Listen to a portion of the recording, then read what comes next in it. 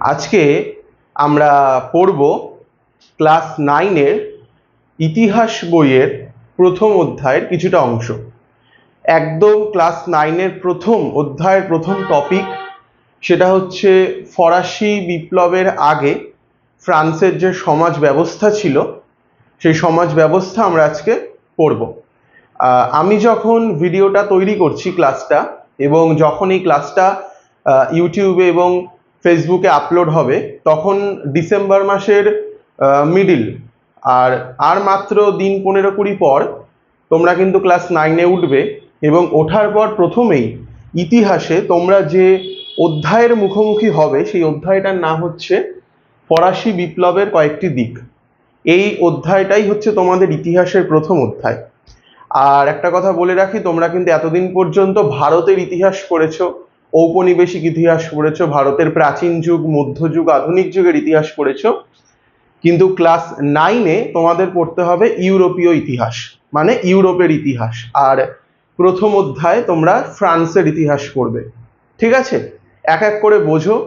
আর যেহেতু তোমরা এতদিন ভারতের ইতিহাস পড়ে এসেছো, সেহেতু তোমাদের এই ইউরোপের ইতিহাসটা কঠিন লাগতে পারে শুরুর দিকে, নামগুলো একটু খটমটে লাগতে পারে, মুখস্থ হচ্ছে না এরকম মনে হতে পারে, কিন্তু ভালো করে যদি বোঝো, আমি যেভাবে পড়াচ্ছি সেভাবে যদি পড়ো এবং এখান থেকে যদি নোটস নাও, তাহলে কিন্তু বিষয়টা বেশ সহজ লাগবে এবং মজাদার লাগবে। আর একটা খাতা নিয়ে বসো, এবং এই জিনিসটা দেখার পর কিন্তু ফরাসি সমাজের, ফরাসি বিপ্লবের আগে ফরাসি সমাজের যে কাঠামো, সেটা নিয়ে কিন্তু আর কোনো প্রশ্ন থাকবে না। তাহলে আমরা একে একে শুরু করি। আর তার আগে ফ্রান্স নিয়ে যেহেতু আমাদের আজকের আলোচনা, তো ফ্রান্সের একটু পরিচয় দিয়ে নিই। দেখো, দেশটা হচ্ছে একটা ইউরোপীয় দেশ। আমরা ভারতবাসী, আমরা ভারতে থাকি। এটা একটা এশীয় কান্ট্রি, আমরা এশিয়া মহাদেশের অংশ, কিন্তু ফ্রান্স যে দেশটা সেটা কিন্তু একটা ইউরোপীয় দেশ। ঠিক আছে, তোমরা যারা ফুটবল খেলা দেখো, ফুটবল বিশ্বকাপ দেখো, তারা ফ্রান্সের সাথে পরিচিত থাকবে। দেশটা কিন্তু ফুটবল খেলে, খুব ভালো খেলে। এবং প্যারিসের নাম শুনেছো, আইফেল টাওয়ার, সেটা কিন্তু ফ্রান্সের রাজধানী হচ্ছে প্যারিস, সেখানেই রয়েছে সেই আইফেল টাওয়ারটা, যেটা তোমরা বিভিন্ন জায়গায় দেখেছো, শোপিস হতে পারে, ছবি হতে পারে ইত্যাদি। তোমরা লুভরে মিউজিয়ামের নাম শুনেছো, সেই লুভরে মিউজিয়াম কিন্তু ফ্রান্সেই। তো এই হচ্ছে একটা ফ্রান্সের বিভিন্ন দিক, ফ্রান্সকে চেনানোর একটা বিষয়। তো সেই ফ্রান্সেই 1789 খ্রিস্টাব্দে একটা বিপ্লব সংঘটিত হয়েছিল। যে বিপ্লবটাকে আমরা ফরাসি বিপ্লব বা ফ্রেঞ্চ রেভলিউশন নামে চিহ্নিত করি বা চিনি। তো বিপ্লব কি বিষয়বস্তু, বিপ্লব মানে কি? দেখবে আমাদের ভারতবর্ষেও বিভিন্ন আন্দোলন হয়েছে। তো সেই আন্দোলনকে আমরা কখনো বিদ্রোহ নামে ডাকি, কখনো অভ্যুত্থান নামে ডাকি, আবার কখনো বিপ্লব নামে ডাকি। তো বিদ্রোহ আলাদা জিনিস, অভ্যুত্থান আলাদা জিনিস, বিপ্লব আলাদা জিনিস। এইটা তোমরা ক্লাস 10-এ গিয়ে বিস্তারিতভাবে জানতে পারবে, কাকে বিদ্রোহ বলে, কাকে অভ্যুত্থান বলে, আর কাকে বিপ্লব বলে। তবে এখন তোমাদের সংক্ষেপে বলে রাখি যে এই তিনটে যে ভাষা, এই তিনটে ভাষার মধ্যে বিপ্লব এটা কিন্তু সব থেকে বড় একটা আন্দোলন, মানে সব থেকে বড় যে চেঞ্জেস, সেটাকেই কিন্তু বাংলায় বিপ্লব আর ইংরেজিতে রেভলিউশন বলে। তো এই ফরাসি বিপ্লব যেটা আমরা আজকে পড়বো, সেটা কিন্তু কোনো বিদ্রোহ নয়, সেটা কিন্তু কোনো অভ্যুত্থান নয়, সেটা একটা বিপ্লব, মানে বড় ধরনের পরিবর্তন। ঠিক আছে, তো এই ফরাসি বিপ্লবের বিভিন্ন কারণ ছিল, মানে হঠাৎ করে তো কোনো পরিবর্তন হয় না, বা দেশের সাধারণ মানুষ তো হঠাৎ করে কিছু পরিবর্তন করতে চায় না, নিশ্চয়ই তার পেছনে কিছু কারণ ছিল। কি কারণ থাকতে পারে? এক, সামাজিক কারণ ছিল; দুই, অর্থনৈতিক কারণ ছিল; তিন, রাজনৈতিক কারণ ছিল; এবং আরো কিছু কারণ ছিল। তো ফরাসি বিপ্লবের যে সামাজিক যে কারণগুলো, তার মধ্যে একটা হচ্ছে কিন্তু ফরাসি সমাজের এই ত্রিস্তরীয় সমাজ ব্যবস্থা, আমরা যেটা আজকে পড়বো, এটা কিন্তু বেশ ইম্পর্টেন্ট একটা কারণ এবং পরীক্ষায় আসবে। এবং এইটা তুমি যদি না বুঝতে পারো, তাহলে কিন্তু পুরো ক্লাস 9-এর যে ইতিহাসের যে সিলেবাসটা কিন্তু তুমি বুঝতে পারবে না, কারণ এটাই কিন্তু শুরু। তো এক এক করে আসি, দেখো। আর হ্যাঁ, এটার মধ্যে সমস্তটা ধরেনি, এইটা বোঝানো হয়ে গেলে এখানে যাজক পর্যন্ত রয়েছে, এরপরে অভিজাত রয়েছে, কি ব্যাপার আমি পরে বলছি, অভিজাত রয়েছে, তৃতীয় শ্রেণী রয়েছে, এটা আবার পরে মুছিয়ে বোঝাতে হবে। দেখো প্রথমে বিপ্লব, এই যে আমরা বলছি ফরাসি বিপ্লব, বিপ্লব এই বিপ্লব কথাটার অর্থ কি, রেভলিউশন কথার অর্থ কি? বিপ্লব কথার অর্থ দেখো, লিখে রাখবে, নোটস নাও। বিপ্লব কথার অর্থ হলো প্রচলিত ব্যবস্থার অতি দ্রুত এবং আমূল পরিবর্তন। এখানে ব্যবস্থার কথাটা লেখা হয়নি, ঠিক আছে? প্রচলিত ব্যবস্থার অতি দ্রুত এবং আমূল পরিবর্তন মানে একটা কিছু জিনিস একটা দেশে বা একটা শহরে বেশ কিছুদিন ধরে, বেশ কিছু বছর যাবত একই সিস্টেমটা রয়েছে, হঠাৎ করে খুব দ্রুত যদি জনগণের আন্দোলনের দ্বারা যদি তার একটা আমূল পরিবর্তন হয়ে যায়, সেটাকে কিন্তু আমরা বিপ্লব বলি। ফরাসি বিপ্লব কিন্তু সেরকম ধরনেরই একটা বিপ্লব। এবার এই ফরাসি বিপ্লবটা কোন রাজার আমলে হয়েছিল জানো? ফ্রান্সের, এই যে এটা কিন্তু ইম্পর্টেন্ট, বুর্ব রাজবংশের সম্রাট ষোড়শ লুইয়ের আমলে এই ফরাসি বিপ্লবটা হয়েছিল। এবার তোমরা এতদিন ভারতের ইতিহাস পড়ে এসছো, ভারতের ক্ষেত্রে কি হয়, প্রত্যেকের আলাদা আলাদা নাম হয়। সুরেন্দ্রনাথ ব্যানার্জি, রমেশচন্দ্র মজুমদার, আমাদের প্রিয় নেতাজি সুভাষচন্দ্র বসু, মহাত্মা গান্ধী, দেখো প্রত্যেকের আলাদা নাম। কিন্তু ইউরোপিয়ানদের না এত নাম হয় না, বা তারা হয়তো এত নাম খুঁজে পায় না। তো তাদের যে বংশটা, এই যে লুই, এই বুর্ব বংশ, এদের হয়তো লুই, তো ইনি হচ্ছে ষোড়শ লুই।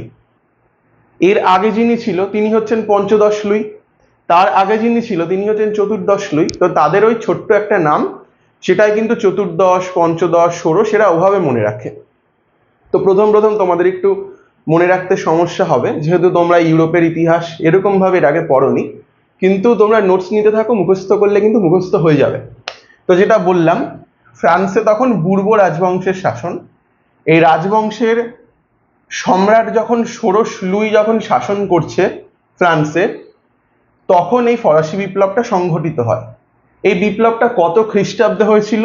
বিপ্লবটা হয়েছিল 1789 খ্রিস্টাব্দে।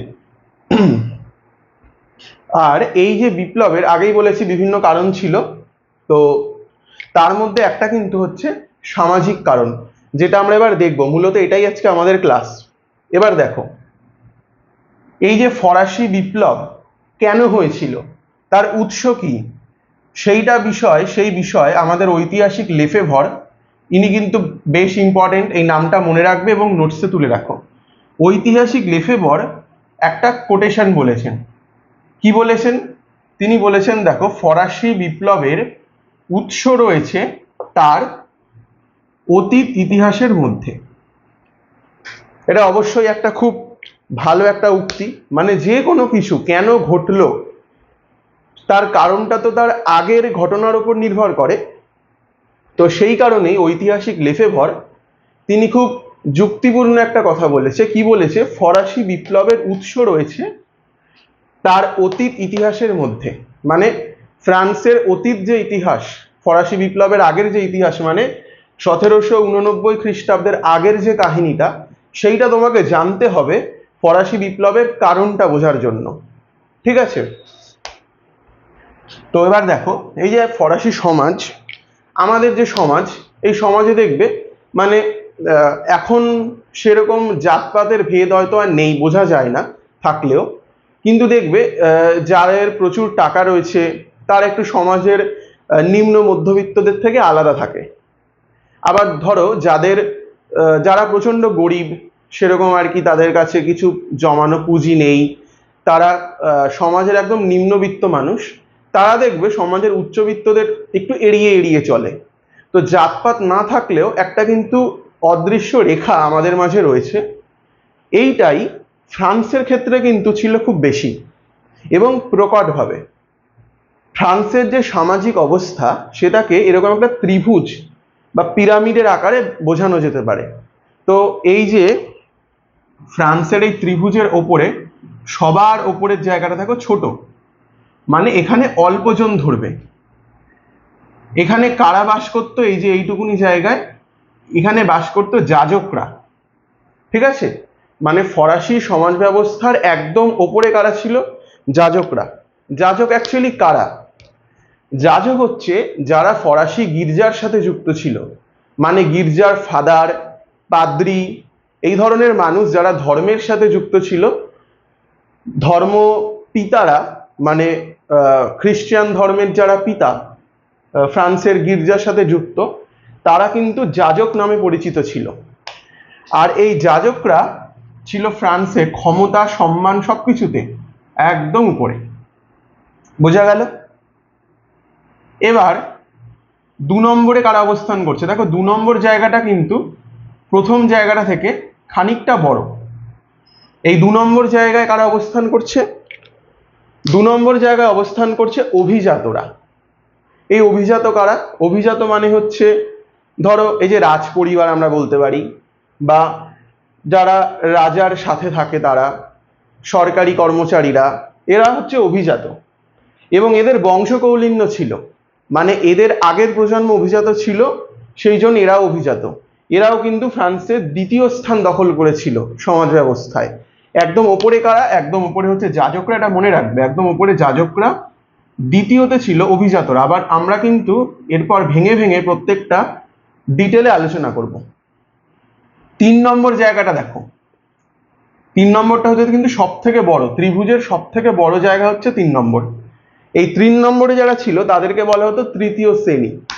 এই তৃতীয় শ্রেণী কিন্তু ফ্রান্সের আম আদমি, জনসাধারণ প্রত্যেকে, এদের মধ্যে বুর্জোয়া নামে কিছু ব্যক্তি ছিল, আমি পরে বোঝাবো বুর্জোয়া কারা। সাকুলোত ছিল, সাকুলোত কারা সেটাও পরে ডিটেলে বোঝাবো। এখন বলে রাখি ভবঘুরে যারা, যাদের বাসস্থান কিছু ছিল না, তাদের সাকুলোত বলা হতো তারা। এছাড়াও ছোট দোকানদার, মুচি, ম্যাথর, এরা তো রয়েছে, এরা প্রত্যেকে ছিল তৃতীয় শ্রেণী এবং বিশাল সংখ্যক মানুষ। তাহলে আমরা কি দেখলাম? 1 নম্বরে যাজকরা ছিল, 2 নম্বরে ছিল অভিজাতরা, আর 3 নম্বরে ছিল তৃতীয় শ্রেণী। এবার একটা জিনিস মনে রাখবে সবসময়, সমাজের যে প্রথম যে দুটো যে সম্প্রদায়, তারা যেহেতু উচ্চ সম্প্রদায়, তারা কিন্তু এই তৃতীয় সম্প্রদায়টাকে অবহেলা করবে, এটা করবে, এবং ফ্রান্সের ক্ষেত্রে কিন্তু করতো। তাই জন্য আমরা বলবো এরা হচ্ছে সুবিধাভোগী শ্রেণী।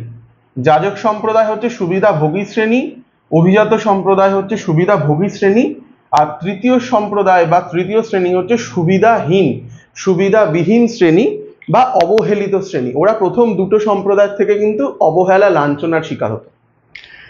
তো এই ছিল একটা 3টে সম্প্রদায় নিয়ে একটা সাধারণ লেকচার। তো এবার আমরা একটু ভেঙে ভেঙে আলোচনা করি। দেখো, প্রথমে আমরা আলোচনা করব যাজকদের নিয়ে।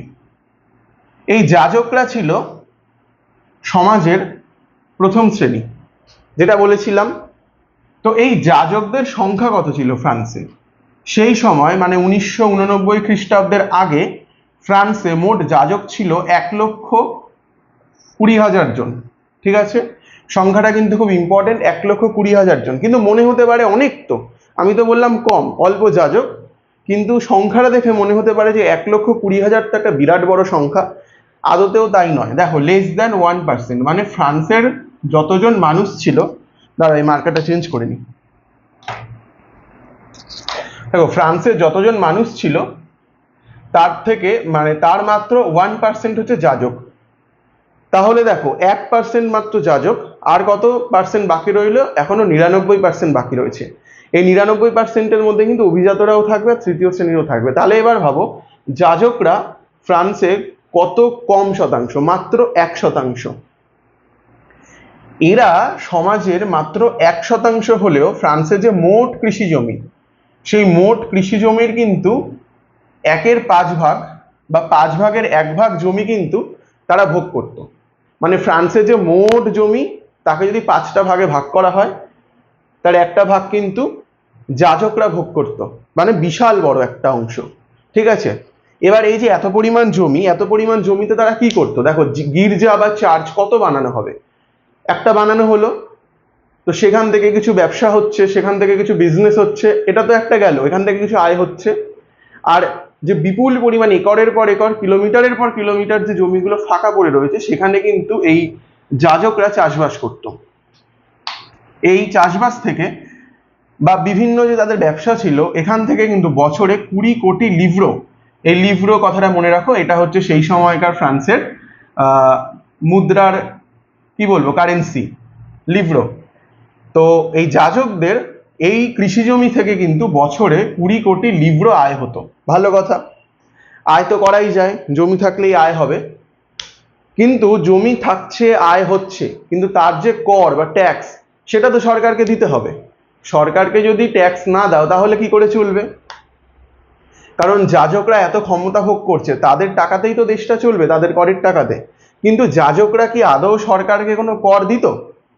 দেখো, যাজকরা কিন্তু সরকারকে বছরে 20 কোটি লিব্র আয় হওয়ার পরেও কোনো কর দিত না। ঠিক আছে, সত্যি কোনো কর দিত না। একটা মাত্র তারা স্বেচ্ছা কর দিত। সেই স্বেচ্ছা করটার নাম কি? কন্ট্রাক্ট অফ পেইসি। এটা হচ্ছে একটা পৈসি বা পেইসি, এটা হচ্ছে একটা স্বেচ্ছা কর, মানে ইচ্ছা হলে দেবে, না দিলে না দেবে, কোনো জোরাজোরি নেই। তো এইটা হচ্ছে ব্যাপার। কন্ট্রাক্ট অফ পেইসি নামটা খুব ইম্পর্টেন্ট, লিখে রাখো।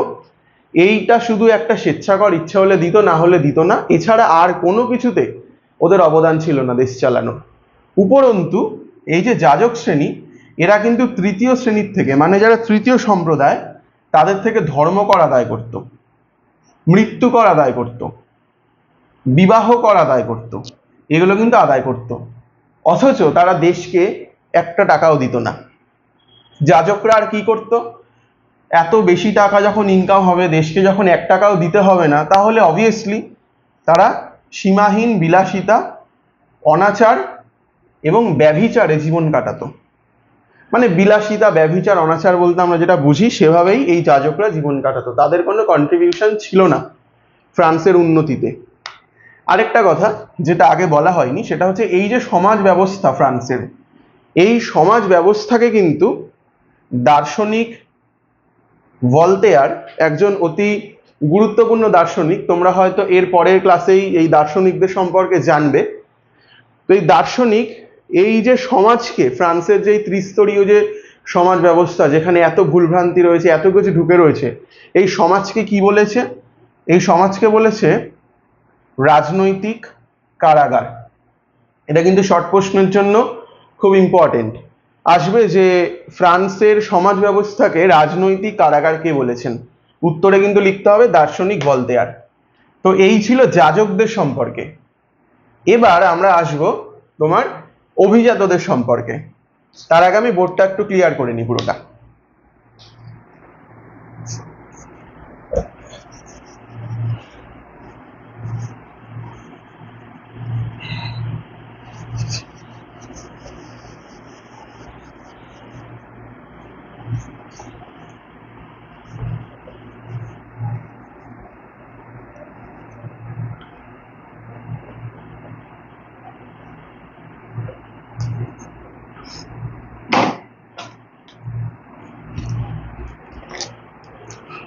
দেখো, আমরা কিন্তু এখন অভিজাতদের সম্পর্কে জানবো।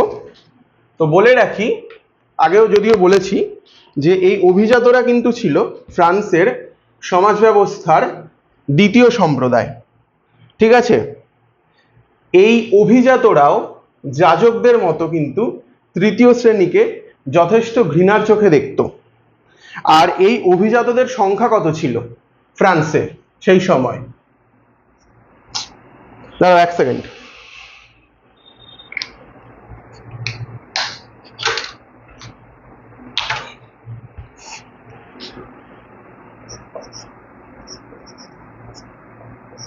ফ্রান্সে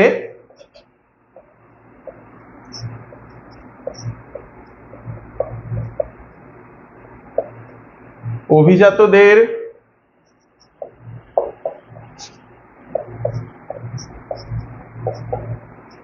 সংখ্যা ছিল কতজন? 3,50,000। দেখো, যেমনটা বলেছিলাম যে যাজকদের থেকে তারা সংখ্যায় বেশি, কিন্তু তারা অতটাও বেশি নয়। দেখো, যাজকরা কিন্তু ছিল 1 লক্ষের কাছাকাছি, 1,20,000 মতো। তো এই যে ছোট জায়গাটায় অভিজাতদের, দেখো জায়গাটা একটু বড়। এই যে অভিজাতদের সংখ্যা কত ছিল? 3,50,000। এটাও কিন্তু খুবই কম একটা সংখ্যা।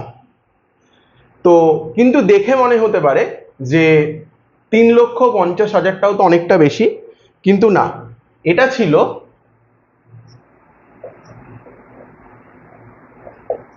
মোট জনসংখ্যার 1.5%, 1.5%। ঠিক আছে, তাহলে যাজকরা ছিল 1% আর অভিজাতরা ছিল মাত্র 1.5%। আর যাজকদের সাথে অভিজাতদের কিন্তু কর প্রদানের ক্ষেত্রে একটা মিল ছিল। কি মিল? অভিজাতরাও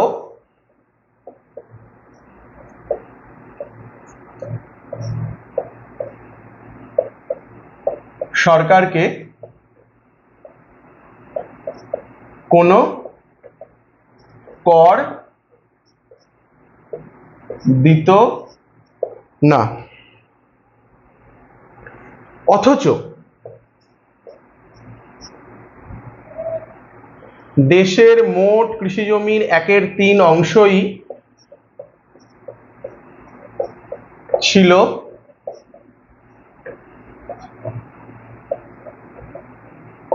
তাদের দখলে। দেখো ব্যাপারটা কিন্তু সেই একই হলো, অভিজাতদের মতোই, এই যাজকদের মতোই। যাজকরাও কিন্তু বিশাল একটা জমি ভোগ করত, 1/5 তারাও সরকারকে 1 টাকা কর দিত না, শুধু কন্ট্রাক্ট অফ পেইসি একটা স্বেচ্ছা কর তারা দিত ইচ্ছে হলে। অভিজাতরাও কিন্তু সেম, তারা ছিল সংখ্যায় মাত্র 3,50,000, যেটা ফ্রান্সের মোট জনসংখ্যার মাত্র 1.5%। আর এই অভিজাতরাও কিন্তু সরকারকে 1 টাকাও ট্যাক্স বা কর দিত না, অথচ 1/3 জমি কিন্তু ছিল তাদের দখলে। অথচ 1/3 আচ্ছা এটা জমি হবে, অংশ জমি ছিল তাদের দখলে। তার মানে ভাবো, এই যে অভিজাতরা এবং এই যে যাজকরা এতটা জমি ভোগ করত, এত সুবিধা ভোগ করত, কিন্তু তারা কিন্তু সরকারকে 1 টাকাও দিত না। অথচ এই যে অভিজাতরা, এরা কিন্তু যাজকদের মতোই বিভিন্ন সামন্ততান্ত্রিক কর সাধারণ মানুষের থেকে আদায় করত। লিখে দিই, সাধারণ মানুষের থেকে বিভিন্ন সামন্ততান্ত্রিক কর আদায় করত। তাহলে দেখো, যাজকরা যারা সমাজের 1 নম্বরে ছিল, তারা সরকারকে কোনো কর দিত না, কিন্তু তারাও সেই ধর্মকর, বিবাহ কর এই সাধারণ মানুষ তৃতীয় শ্রেণীদের থেকে নিত। অভিজাতরাও একই ব্যাপার, তারাও কিন্তু একটা বিপুল পরিমাণ জমি ভোগ করত, কিন্তু সরকারকে 1 টাকাও কর দিত না। তারাও কিন্তু সাধারণ মানুষের থেকে বিভিন্ন সামন্ততান্ত্রিক কর আদায় করত। এই সাধারণ মানুষ কারা? তৃতীয় শ্রেণী। তাহলে ব্যাপারটা বোঝো, ওরা কিন্তু সমস্ত সুবিধা নিচ্ছে কিন্তু 1 টাকা কর দিচ্ছে না। সমস্ত কর কাদের ঘাড়ে চাপাচ্ছে? তৃতীয় শ্রেণীর ঘাড়ে। আর তৃতীয় শ্রেণী তো বিশাল সংখ্যক, ওখানে ছিল 1%, এখানে 1.5%, তাহলে পুরো জিনিসটাই তো, পুরো পার্সেন্টেজটাই তো তৃতীয় শ্রেণী। আর তৃতীয় শ্রেণীর ঘাড়েই সমস্ত কর, এবং তাদের ওপর ভিত্তি করেই কিন্তু দেশ চলতো, দেশের অর্থনীতি চলতো। তাহলে বুঝতেই পারছো যে তৃতীয় শ্রেণীর কতটা খারাপ অবস্থা ছিল, এবং কেন 1789 খ্রিস্টাব্দে তারা বিপ্লবটাকে সংঘটিত করলো। আরেকটা জিনিস ইম্পর্টেন্ট লিখে নাও,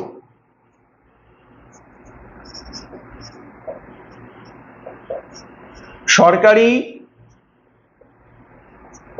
প্রশাসনে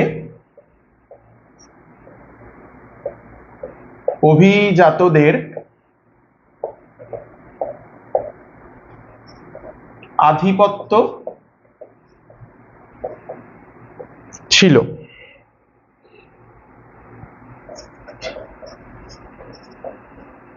প্রশাসন ও বিচার বিভাগের অধিকাংশ চাকরি ছিল অভিজাতদের দখলে।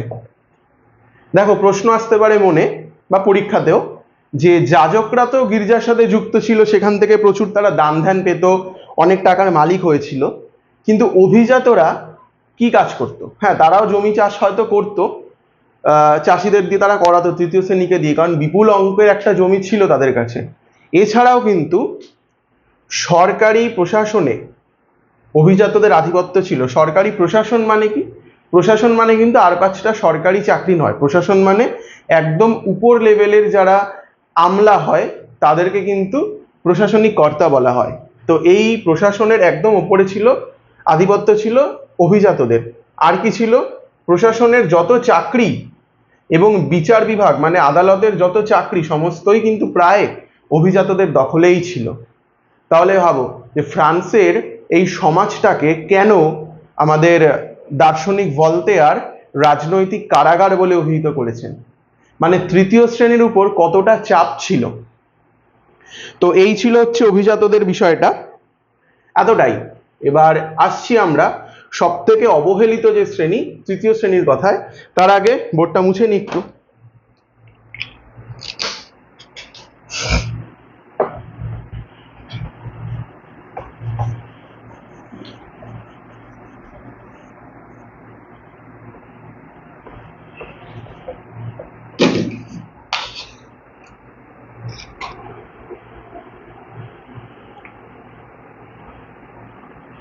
দেখো প্রথম পয়েন্ট,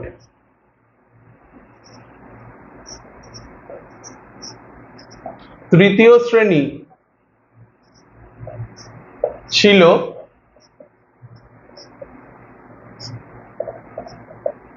ফ্রান্সে সবচেয়ে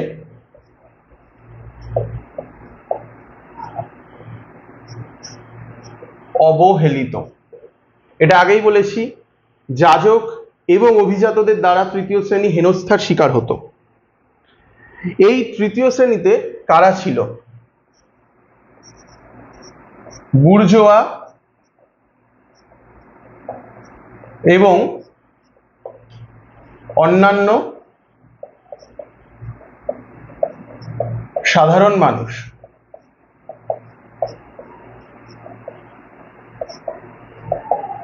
বুর্জোয়া এবং অন্যান্য সাধারণ মানুষ ছিল তৃতীয় শ্রেণীতে।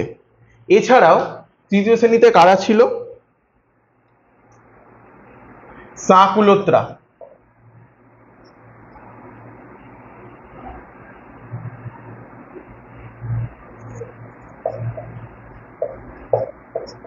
এই সাকুলোত কারা? সাকুলোত হচ্ছে ভবঘুরেরা। আচ্ছা, ভবঘুরে মানে কি? ভবঘুরে মানে যারা ঘুরে বেড়ায়, যাদের নিজস্ব কোনো বাসস্থান নেই, তাদেরকেই ভবঘুরে বলা হয়। এরা প্রত্যেকে ছিল কিন্তু তৃতীয় শ্রেণীর অধীনে, মানে তৃতীয় শ্রেণীর মধ্যে। এবার এই যে বললাম না বুর্জোয়া, এই বুর্জোয়া কারা? এই বুর্জোয়াদের কিন্তু তিনটে ভাগ ছিল। দেখো,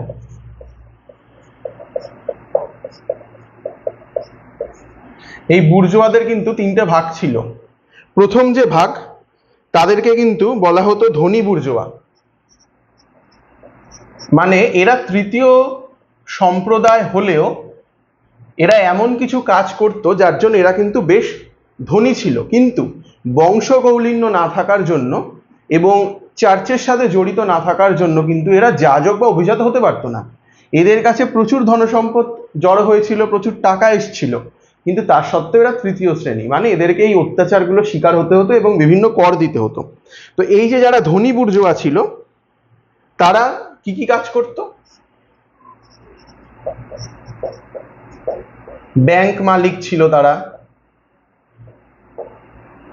আর কি ছিল?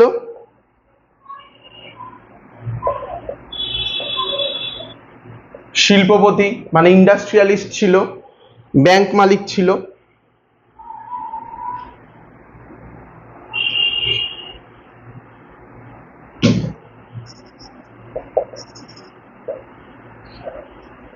যাই হোক, ব্যাংক মালিক ছিল এবং শিল্পপতি ছিল। তো ফলত ওই ধনী বুর্জোয়াদের কিন্তু বেশ ধনসম্পত্তি ছিল। আর মিডিলে কারা ছিল? মিডিলে ছিল মধ্যবিত্ত বুর্জোয়া, মানে এদের ধনসম্পত্তি এদের থেকে খানিকটা কম ছিল। এখানে কারা ছিল? এখানে ছিল যারা কৃষির সাথে যুক্ত ছিল। আর কারা ছিল? দোকানদার, মানে সাধারণ যারা দোকানদার ছিল তারা। আর কারা ছিল? শ্রমিকরা, মানে যারা কলকারখানায় কাজ করত, তারা ছিল মধ্যবিত্ত বুর্জোয়া। আর কারা ছিল? কারিগর, মানে বিভিন্ন দোকানে যারা স্টাফের কাজ করছে তাদের বলা হতো কারিগর। তো দেখো বুর্জোয়াদের তিনটে ভাগ, আরেকটা ভাগ আছে নিম্ন বুর্জোয়া, লিখে রাখি এখানে।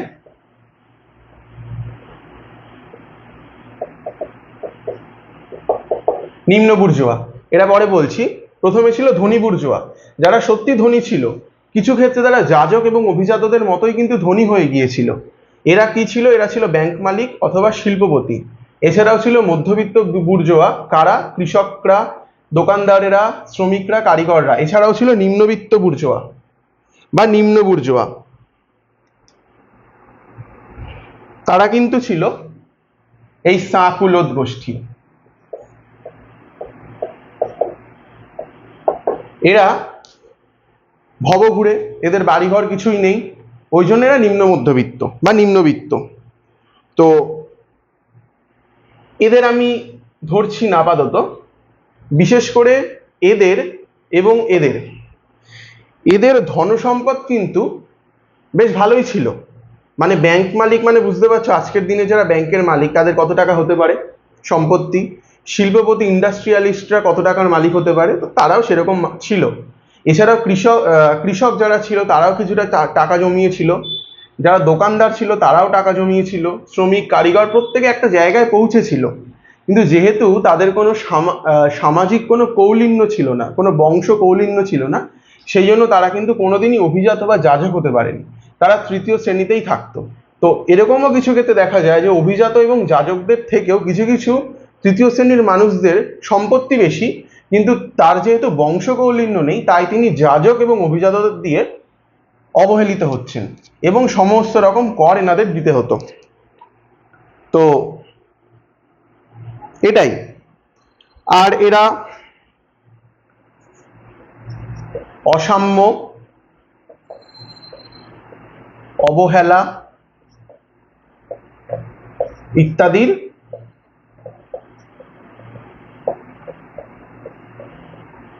শিকার হতো। তাহলে দেখো ব্যাপারটা আমরা তাহলে কি বুঝলাম, একবার পুরো জিনিসটা রিক্যাপ করে নিই।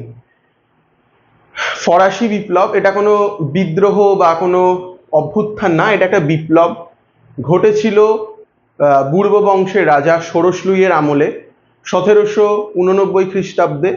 এই যে বিপ্লবটা ঘটেছিল নিশ্চয়ই তার পেছনে কোনো কারণ ছিল। কি কারণ ছিল তার পেছনে? সামাজিক কারণ ছিল, অর্থনৈতিক কারণ ছিল, এছাড়াও কিছু রাজনৈতিক কারণ ছিল। তো আজকে আমরা সামাজিক কারণটাই আলোচনা করছি, যে সমাজ ব্যবস্থাটা কেমন ছিল।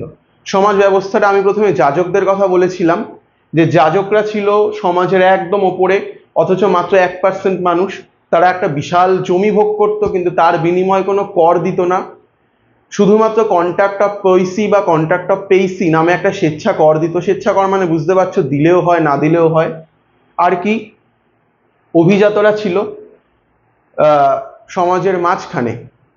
আচ্ছা, এই যাজকরা তো কর দিত না, উল্টে তারা এই ধর্মকর, বিবাহ কর ইত্যাদি কর কিন্তু এই সাধারণ মানুষদের থেকে আদায় করতো, মানে তৃতীয় শ্রেণী থেকে। হয়ে গেল। এবার আসছে অভিজাতরা। অভিজাতরা যাজকদের ঠিক নিচে অবস্থান করত। তারা কি ছিল? তাদের বংশ কৌলিন্য ছিল, মানে বংশ মর্যাদা বেশি ছিল। তারা সমস্ত রকমের প্রশাসনিক যে উচ্চপদস্থ সরকারি চাকরি, বিচার বিভাগীয় যে চাকরিগুলো তাদের দখলে ছিল।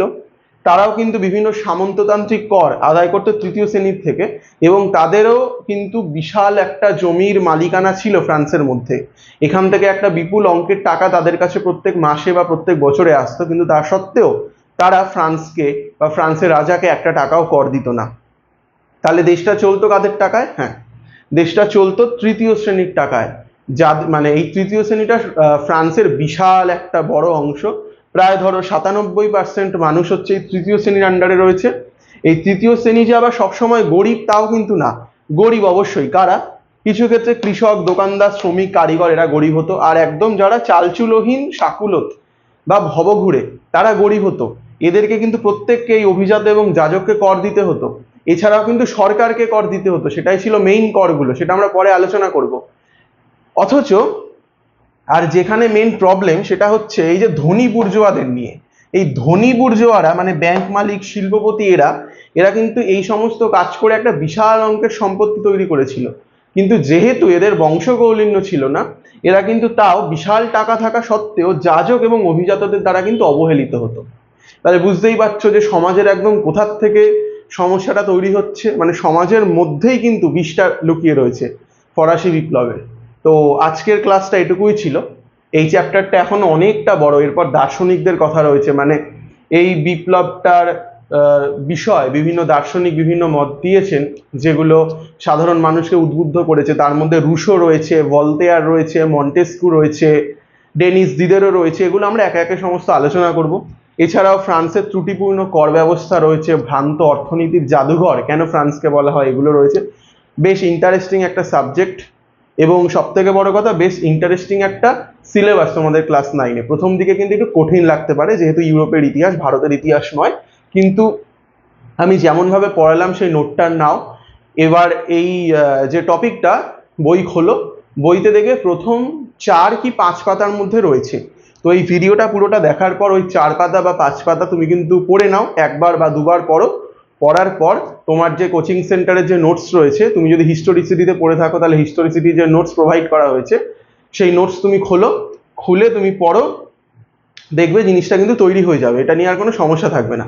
তো আজকের এইটুকুই। আবার এই চ্যাপ্টারেই এর পরের টপিক নিয়ে খুব শীঘ্রই দেখা হবে।